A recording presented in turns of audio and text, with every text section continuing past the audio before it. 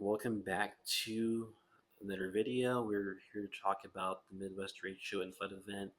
This is going to be more of a sensitive video as we're talking about some tragic things that happened last week in Midwest. As unfortunately, I'm sure a lot of you guys have heard, they've been dealing with a lot right now. So if you're not a fan of sensitive content, this video is not for you. But if you're still here, you want to hear about what happened last week, or if you're in Midwest even too, and dealt with all this, and you want to hear of why this occurred, you've come to the right place, and we're going to dive into what happened last week.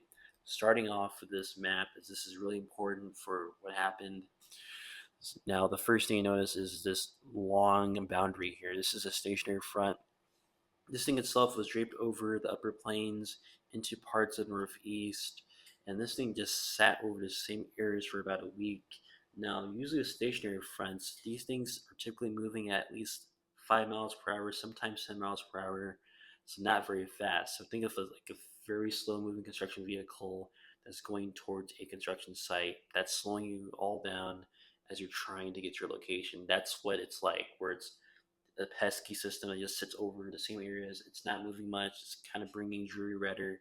That's what this thing is doing. And unfortunately, this is what happened over the Midwest, where they had this just sitting over the same areas for a long time. Meanwhile, towards the south, they had a strong high pressure ridge with hot air sitting over the same areas. And unfortunately, at times, it did shift a lot of this hot air into this front, and that's what led to a lot of instability occurring and more rounds of severe weather occurring along that front. And more about that, what occurred. Again, numerous rounds of storms occurred with that stationary front. Along with that, we had a derecho that also occurred as well at some point during that period. 100-mile per wind gusts was the highest, and then we had significant flooding that occurred with each round of storms, as each round is a little different, impacted slightly different areas, but each area that impacted saw quite a bit of rainfall from those rounds of storms. Now we're going to dive into each day with the storm reports, as this is important for kind of painting the picture of what happened in the country last week and pinpointing like how bad things were in different parts of the country as well. Now, starting off with Sunday, August 9th, this is the first day of this whole entire deluge. We had a confirmed 137 storm reports over parts of the lower 48 states. A lot of this occurred in eastern Illinois, northern parts of Indiana, northwestern Ohio, southern Michigan. This was all tied to a line of storms that swept through the area, bringing a lot of this occurring, unfortunately for them. So that was the first round of this widespread wind damage that occurred with that first day. The next day was even worse. This is what we call the second most active day of the period, as this day is where we had a lot of wind reports coming out. Up to almost 700 wind reports occurred that day.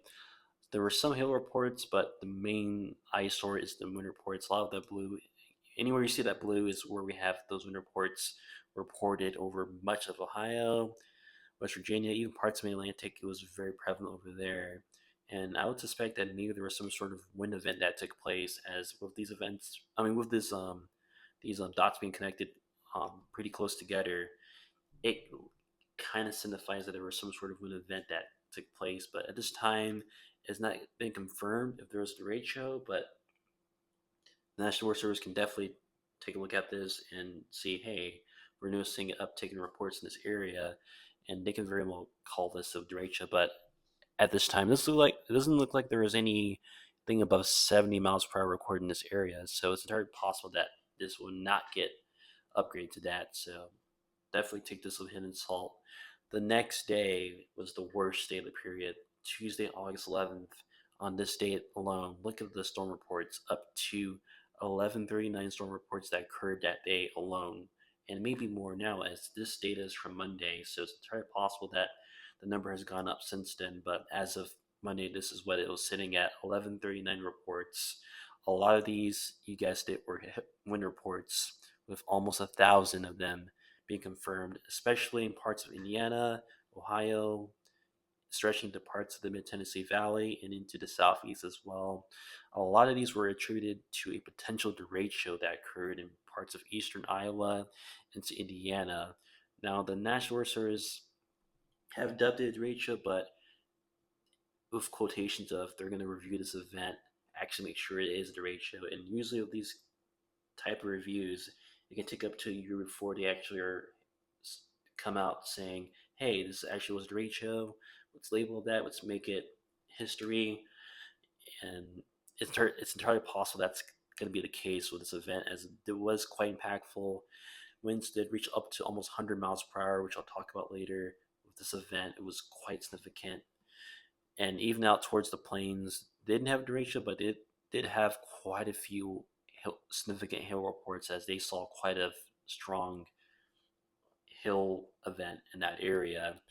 Now we move on towards the 12th. A little less activity, only up to 278 wind reports, was still quite significant in parts of the Central Plains into parts of the lower Midwest, and some of the activity in parts of the Northeast as well. Still some high end reports being reported um, on this day. The 13th, a little less as well, 238 wind reports.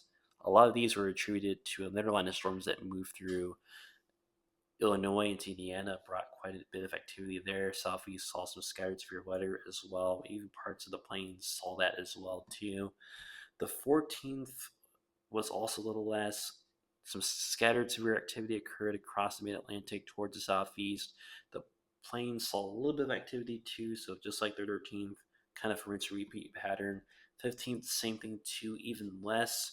Only 66 confirmed storm reports on this day alone. But then the 16th, we saw more of an uptick, as we finally had a cold front coming in, but this front itself, in advance of the system, we saw a staggering 400 wind reports as another line of storms developed out here in Ohio into Kentucky and brought more wind damage to a lot of these areas, unfortunately. So, not good news to end this period. Now we move back to what occurred last week with some of our main events. This one being our August 11th, 2026 derecho, as this one was quite impactful. This is one I've been talking about all video. This one did, yes, bring winds up to almost 100 miles per hour, especially over Gary, Indiana, where they confirmed the strongest wind gusts. But that one remains to be disputed, as they could be higher wind gusts out there that remained unconfirmed at this time. That will be determined in the next coming days, as the National Weather Service continues to review this data. But the storms did sweep through Iowa, ended up in Illinois, and finally ended in Indiana before it kind of lost steam and died off. And lots of damage did occur to the system. Lots of downed trees, power lines, loss of power, unfortunately, for a lot of people. And even up to now, there's still quite a few people without power, especially in northwestern Indiana and parts of Illinois, from the system, as it was quite impactful. And 3 people, unfortunately, have been confirmed dead from these storms as well. Now, looking at the actual risk from that day, you can tell it was quite significant. We had an enhanced risk. I'm sure you guys remember that. If you watched that video from that day, we had an enhanced risk for severe weather over Illinois, Indiana, southwestern Ohio, and Kentucky. And I do agree with the National Weather Service um, prediction for this day. Actually, putting this outlook together, definitely was spot on with the severe weather aspect of it. As for that derecho, again, it did sweep through a lot of these areas in the enhanced risk area, brought a lot of those really strong damaging wind gusts, and damaging winds were the highest threat on that list. So they did get this right for this event.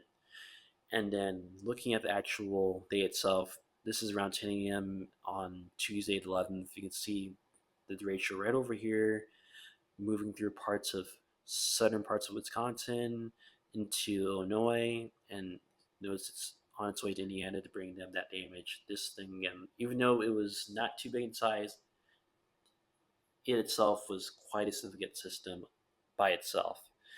And then we move on to the very next day, as unfortunately the very next day did bring some more bad news. That being that same stationary boundary settled over parts of the Midwest.